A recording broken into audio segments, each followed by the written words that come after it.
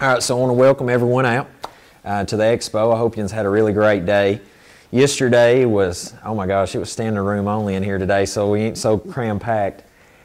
I'm going to talk with you about prepping alternative energy on a budget. How many people run on a budget? Yeah, I feel you. I'm a farmer, so I don't have much money to run on. Everything you see in this room right now has been built out of recycled materials or garbage. That's no lie. For those of you that don't know me, I'm Lucas Cameron. Had my spot on Doomsday Preppers. Don't care too much for those film people. But my YouTube channel is on YouTube. It's 7 Trumpets Prepper. It's one of the top 10 most viewed YouTube channels now in the world. I'm happy about that when it comes to prepping. I want to start out with some of the things that can help you if you don't really have a ton of money to invest in time in building things.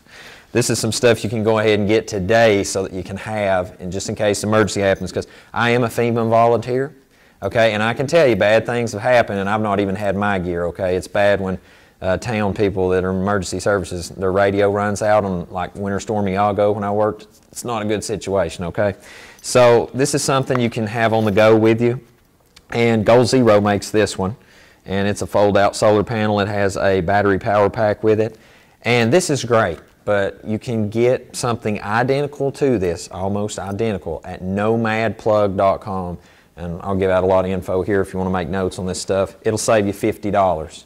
And it's the same quality of prep.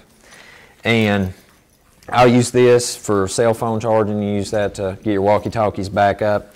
And I'll tell you, the guy here helping today, Luke Davey, he's with Lakeway Preparedness. So if you're nearby, it's a great group to be a part of, and we're actually going to be doing information on this on the 7th. Going to be doing a whole alternative energy class, and soon we're going to be doing a bicycle build class from start to finish.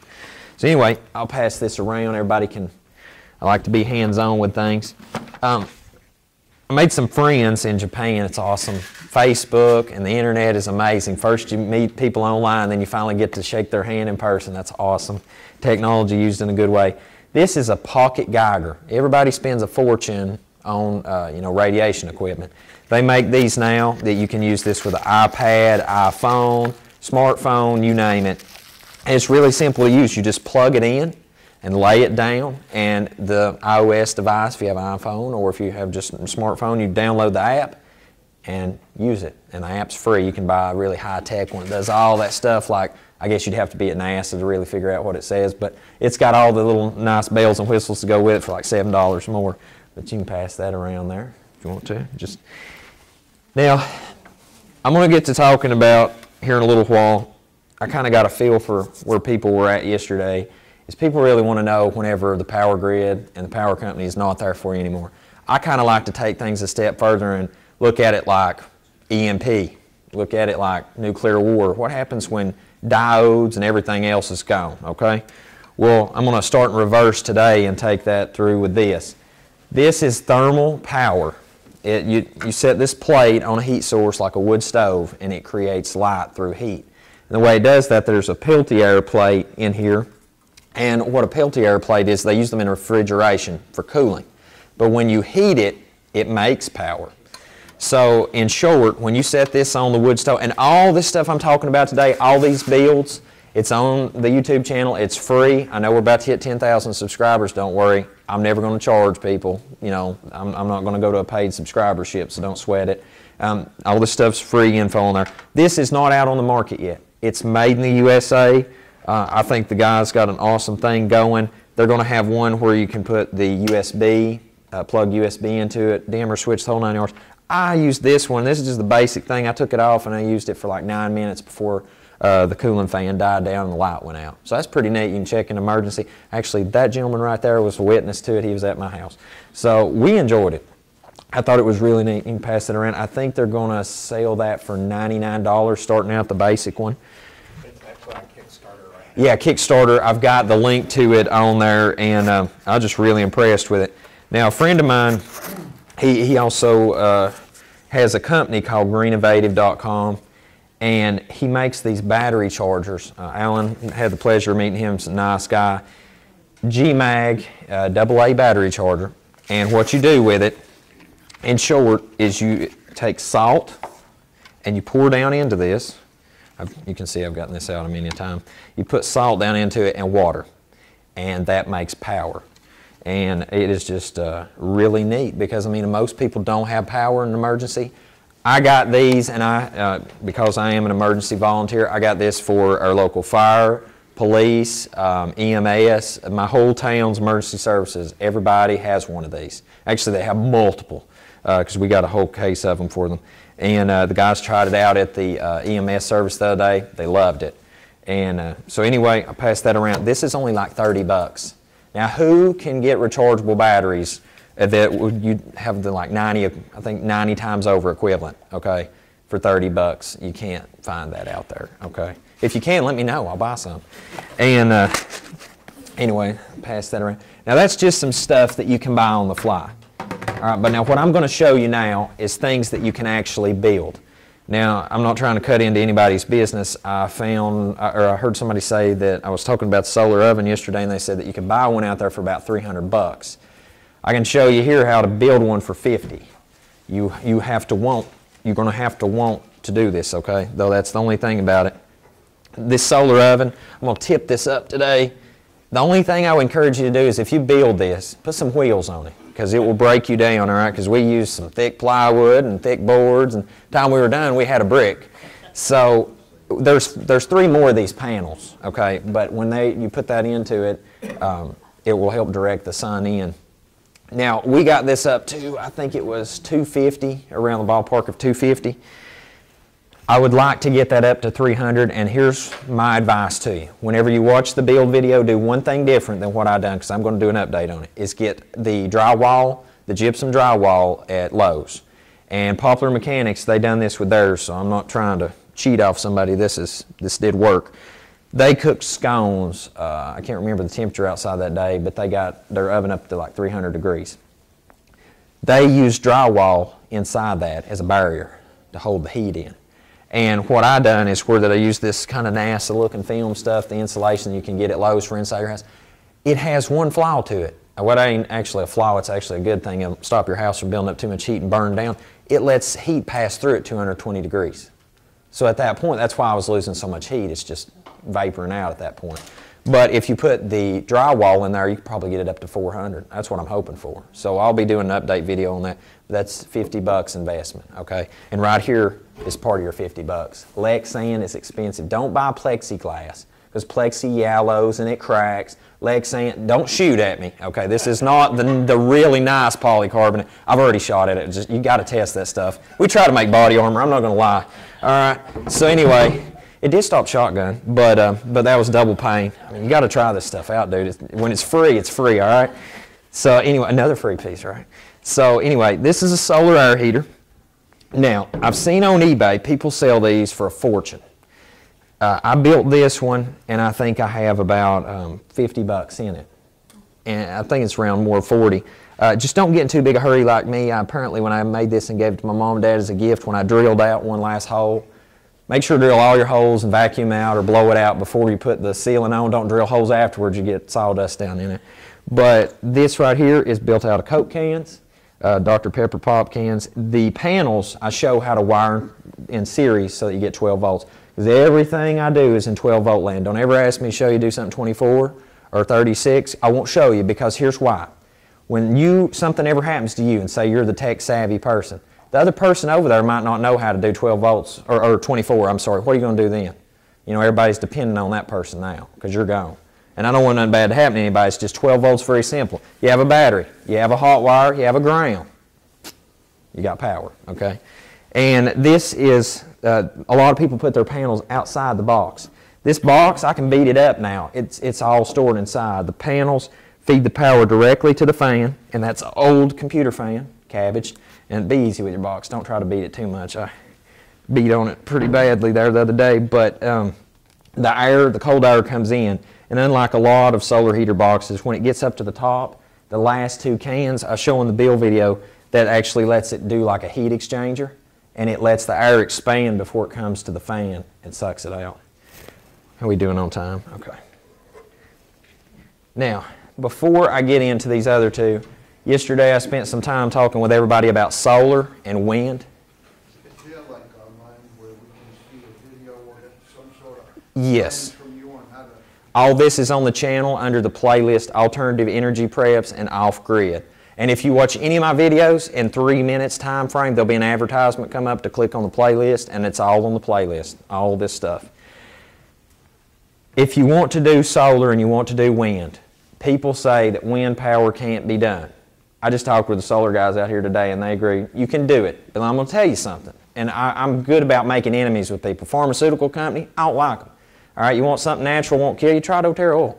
All right, you want power, don't talk to your electric company unless you have to, because they fine you to death. TVA gives you a $1,000 tax credit, instant. You get that $1,000 as soon as you sign on for making clean energy. Now here's the catch.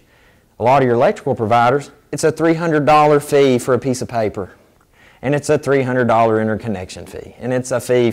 You're fined out of doing it. Oklahoma is now actually fining people like me for making my own power. It's not a fee or a fine, but it's being taxed into it. You see what I'm saying?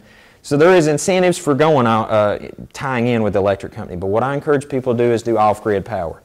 The current wind turbine install that I've done for my dad, it works great. Actually, I'll pass a picture around on the phone here.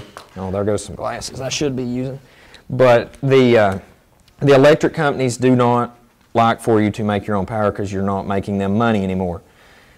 But if you want to tie in with them, I would encourage you to see these guys out front here that had the solar right before they get out of town, because they know a lot about the loopholes, getting around that. I will tell you that my current electric provider, you can sign with them and you can make money with it, but you have to provide a lot of power to make money. There's a $10 fee monthly for making power, and then there's all those other fees for doing it. If you go off grid and you get a battery bank and you start small, start with a few panels, and over time you can really have something nice, because one day the power will go out. Okay, I know I'm a Bible prepper.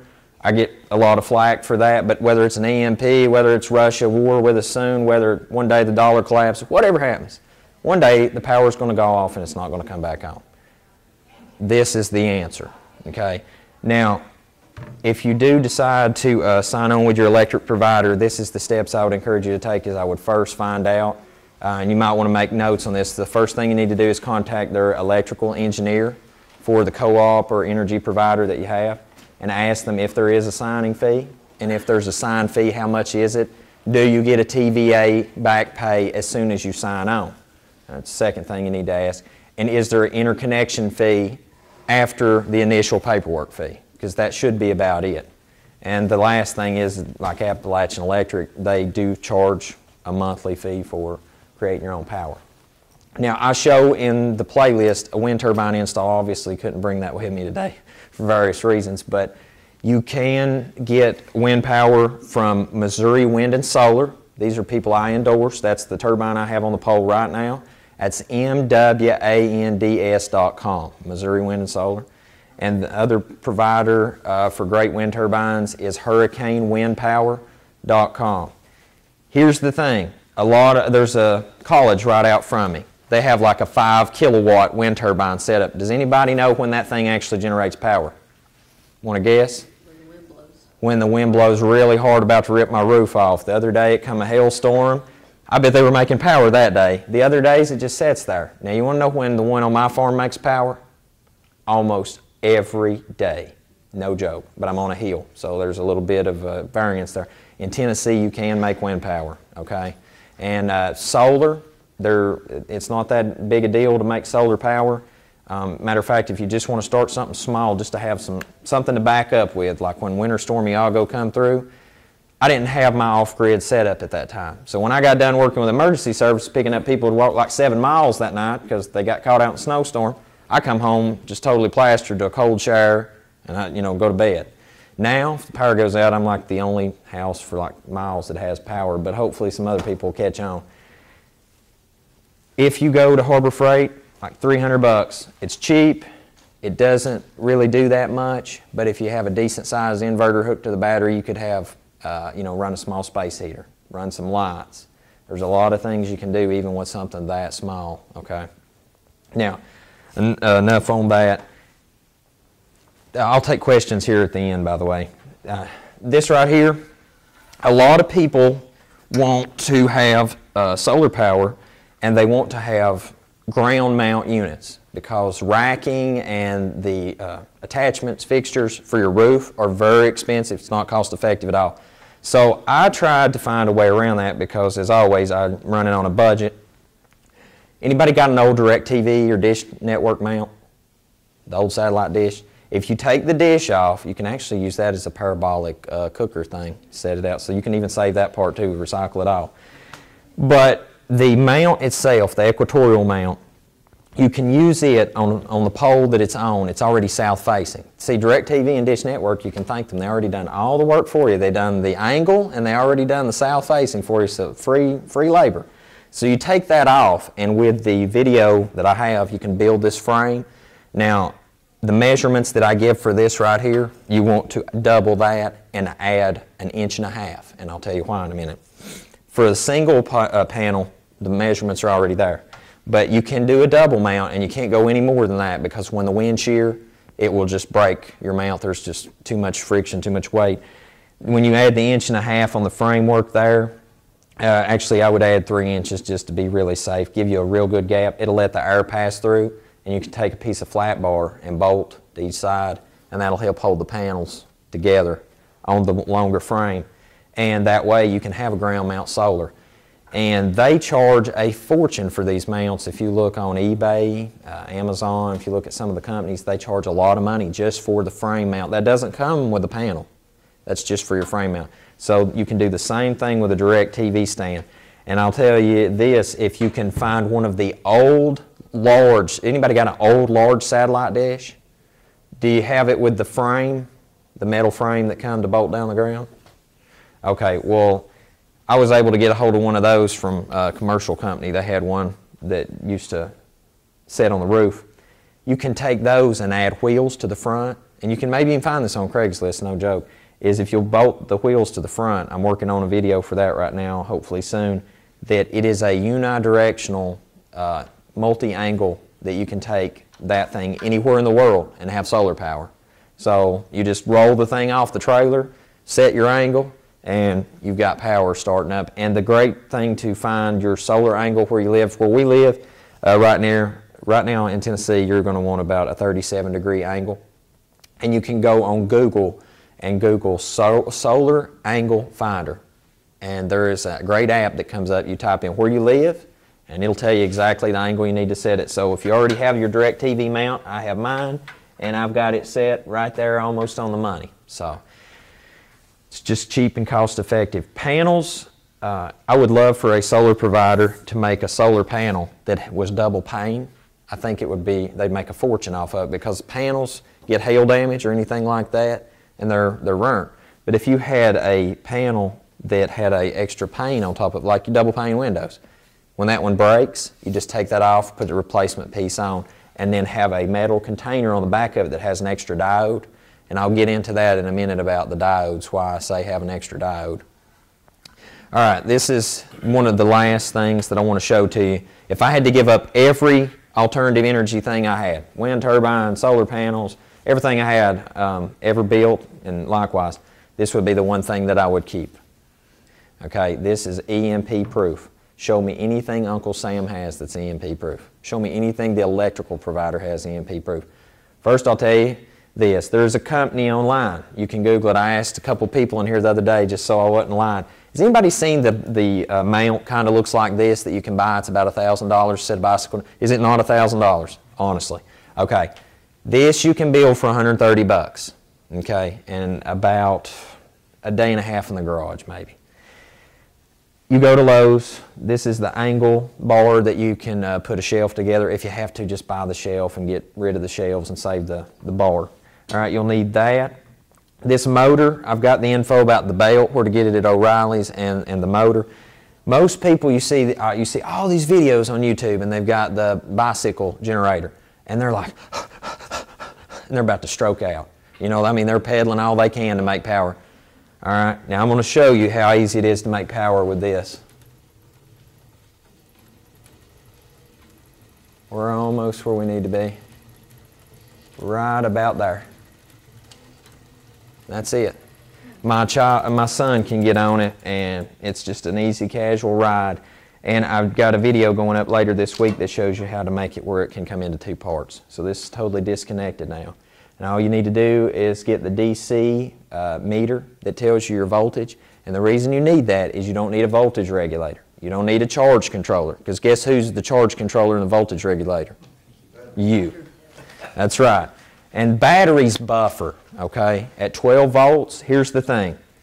This has a blocking diode in it, so that when I plug this hot wire up, that blocking diode's right there. You'll see this in the build and the wiring. And listen, it's not complicated wiring. DC motor, hot lead, and the hot lead off the motor. Tie that together and the 3 negatives together, and that's it, okay? And I show this in the wiring. Get you a treadmill motor. People throw them away all the time. eBay, you can get one for like maybe 30 bucks. And this is the critical part. Do not, I'm going to say this 3 times, because when you say something 3 times, it's supposed to be permanent memory. Don't get an alternator. Don't get an alternator. Don't get an alternator, okay? So, and your heart will be a lot more healthy over it, okay? There's working out and then there's stressing out. With the diode, just like in a solar panel, with this, with a lot of technical things, even with this, if an EMP burst ever happened, and it is very possible in our generation, okay? Nuclear war, solar flare in the 1800s, solar flare took place, and the telegraph lines, it burned them up. So, I mean, it is very possible that it can happen. I look for it more possible with water, though. If that happened, this would survive that, and this is why. As you pedal and you start making 14 volts, if somebody plugs that hot lead to the battery, path of least resistance, the power is going to pass regardless. And you're going to be making power. And right before you get done pedaling, pull the hot lead off. Your batteries are going to buffer it anyway. Okay, it's just like taking a 14 volt panel and you hook it to, y'all see these sustainer panels that you can buy at like Harbor Freight and other places like that. It helps keep your battery sustained. It's kind of the same principle. And if your batteries ever do start to get warm, just stop pedaling and let them cool down, okay? Don't burn them up. But this right here will be the only thing that you'll have after an EMP. There's a guy in the Netherlands, he has a Belgian draft horse, and he has a treadmill. And they put the oats and everything tied up on the thing, and the horse walks, gets its exercise in the day, and they tilt the track up. It runs a PTO, and they cut wood with it. EMP proof. I promise you, it runs on oats. Solar panels, that's why I said about the diodes with a solar panel, if you had a metal containment box, and this is already grounded itself, if you had that box and then that was insulated with the, like the pink bubble wrap stuff you see computer parts come in, you could potentially, in theory, take after an EMP or surge of electricity, you could take that diode out and replace it into the module. And that's why I wish some solar provider, some solar company out there would do the double pane and do the diode, because people wouldn't have to replace panels after a hailstorm. We had a hailstorm here in Tennessee about 2-3 years ago, and it absolutely plummeted cars, houses. Who had some damage from that? Anybody in Tennessee? I mean, it was a lot of damage from that. My house just got beat up. That would be an excellent thing to have. And can you put something on the outside of some sort of plexiglass or something with cut down? Or just glass. you know, you could put a spacer and put some glass. The only thing is with solar panels, obviously you need to clean them, you know, to keep the dust off, and the dust would get between there over time. But with ground mount unit, see, like with this being a ground mount, we use this. This is one part. This is part A of a 2-part thing we have built. Mr. Davey over there has the other part of it. It's a box that has all the emergency radio communication equipment in case we need to use it for our CERT FEMA volunteer team. And this plugs into that and it gives us power on the go. Where that it's right here at level, I can wipe it. And that's why I don't encourage people putting it on your house, because whenever hard times come, you ain't going to want to crawl on your house every day, okay? I can walk outside and Windex in 5 seconds, I'm done. All right. Now, with building this, though, the only thing about it is don't use one of those road bikes. You know, there's the road bikes with the larger tires, and then there's a mountain bike. The way that you get the output, has anybody seen the crank-a-watt generator? Anybody seen that thing? Do not buy that thing. I'm telling you, it's a piece of junk. Anything I've ever shown on my channel, I wouldn't endorse it unless I use it. I use the stuff I endorse. That crank-a-watt generator, I was at a friend of mine, Tony Jones, owns Hurricane Wind Power, and he was actually had a customer in the shop that day, and the guy had bought one. And so they dismantled it, opened it up. The thing only produced like 100, 200 something watts. They say that it's a 1600 watt generator. It gets worse. The batteries in it, whenever that you're going to discharge from the batteries through the inverter, the thing only came with like a 400 or 600 watt inverter. So how many watts did the thing actually rate for? 100 and something watts, right?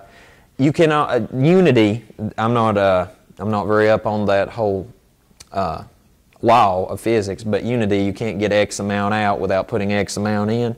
This bicycle almost cheats the system.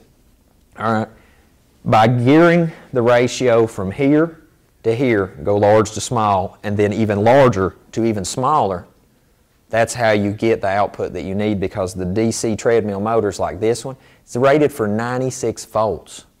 I cut the blue charge control, or the controller wires, I cut them. So now I'm in control, you know, it's cut from the system. There ain't no circuit board, there's nothing, it's me. How much of that do I need now? 1/8 of the motor. So that's huge. You're only needing 12 volts. And then you've geared that from huge to small. I mean, we're talking that's 200 to 1 ratio, and then even further. So that's how that you can get away with making you a lot of power. And this here, I'm going to hopefully do a review video coming up in the future where we've tweaked it out, that I'm hoping to get to about 200-300 watts out of that. And I mean, that's easy pedal power. So that's like having 3 solar panels laying around. And most people already have a bicycle laying around.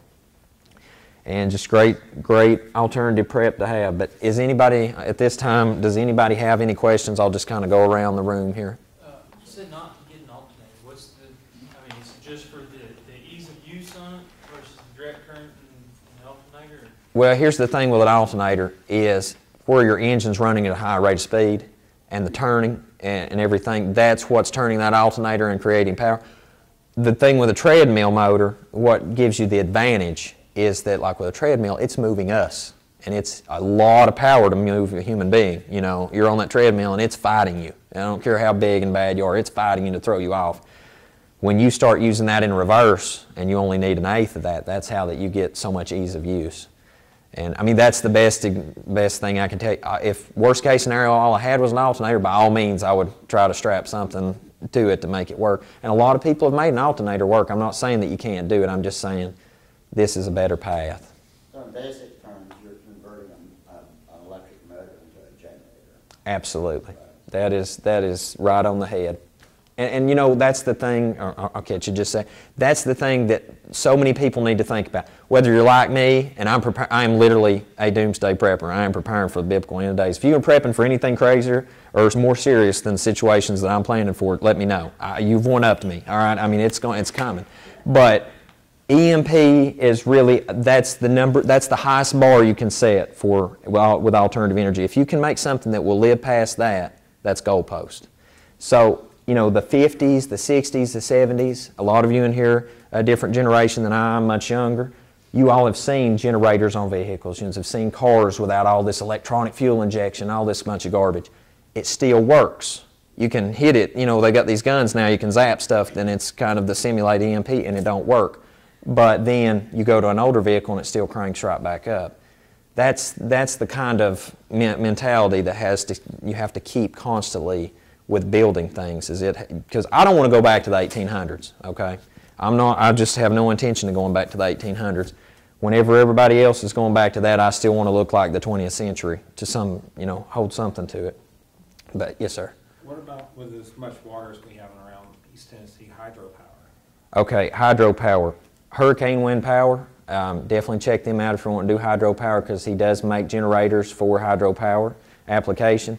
And there was a gentleman I was talking to the other day.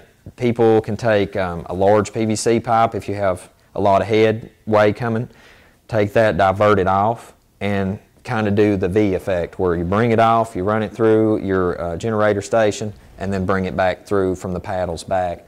I totally encourage people to make hydropower. Hydropower here in our nation, where we are, is one of the largest power production applications today. And they are taxed heavily nowadays because this administration doesn't care for coal. So, you know, I mean, where we live, electric rates will continue to increase. I assure you that. Yes, ma'am. What do you do after Like that. It's the motor there. Yes, ma'am.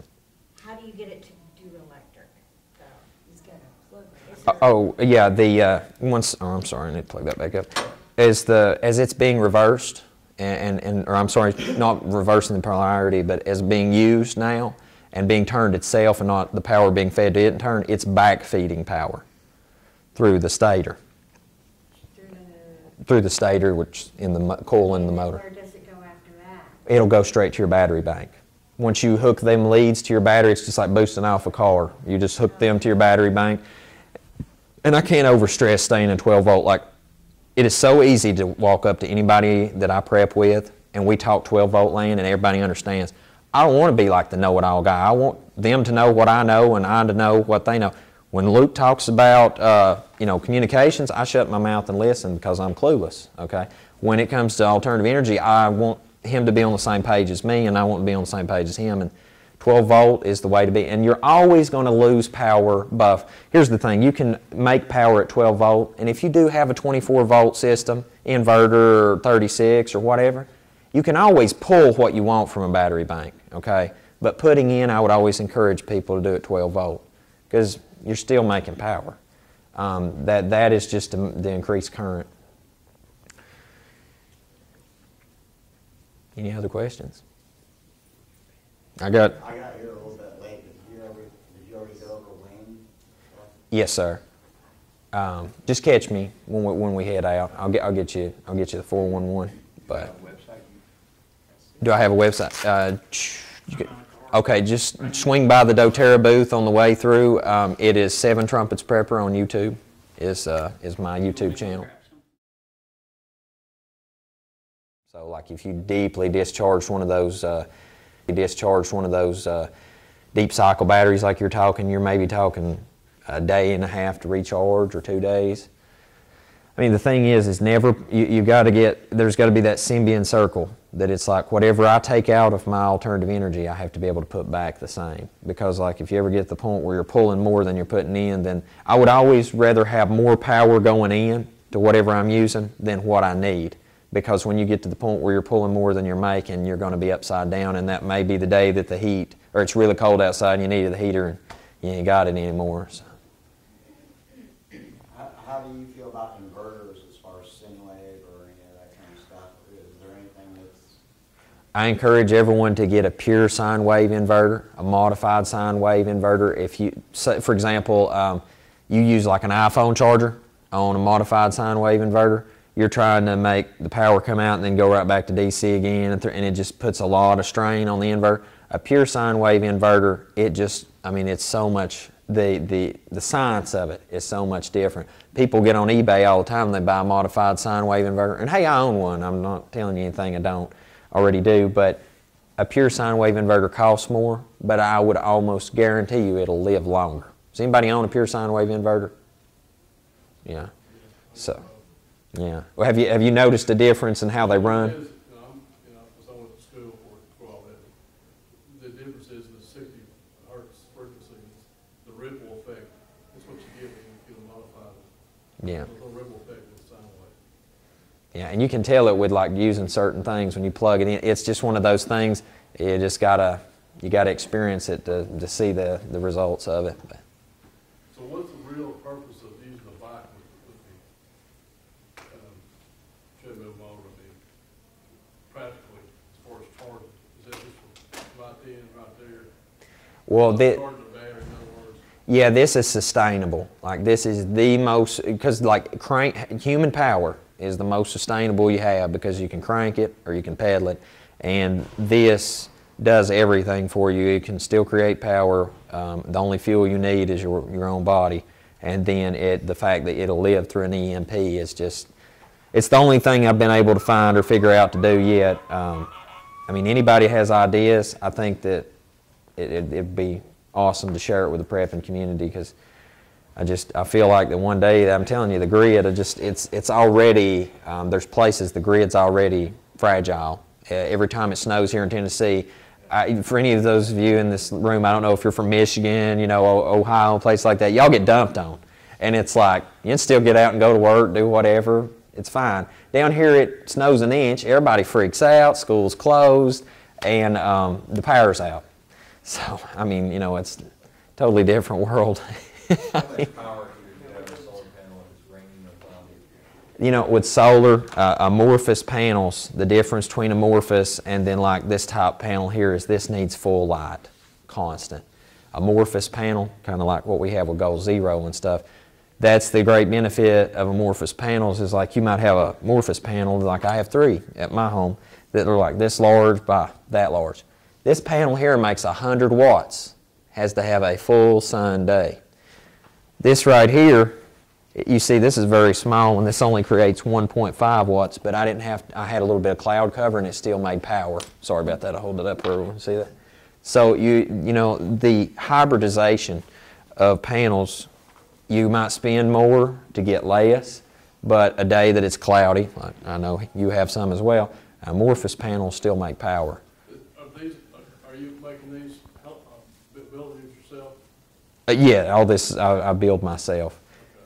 But now I don't build it to sell it. Actually, I've just got into private consulting for people. I will come out and I will look at the situation, whatever it merits, and I do off-grid installs and builds and stuff for people.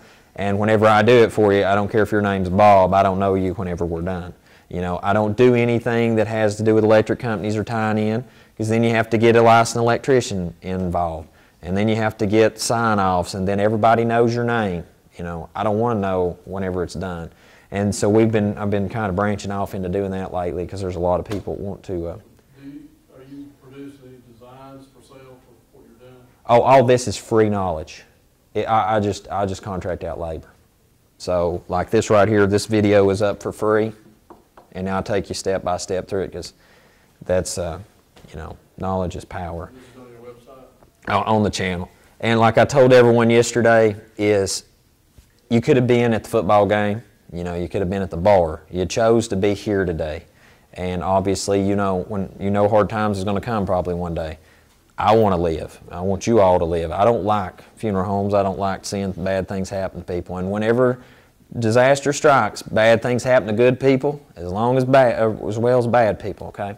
So take advantage of the time you have and get ready. That's exactly what I do every chance I can, not only for myself but for my community.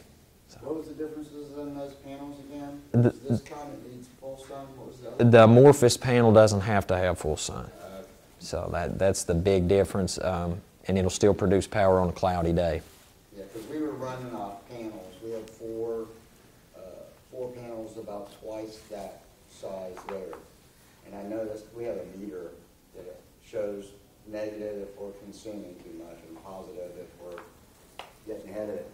And just before the sun came up, what we call a sunrise, Right. it was already making power, and it just blew me away. It was Yeah. somebody else's boat I was on, but it was pretty amazing. So it was probably the other type of panel. Oh yeah, absolutely, because that right there, the moment that you're not getting enough, it'll just done. It's got to be.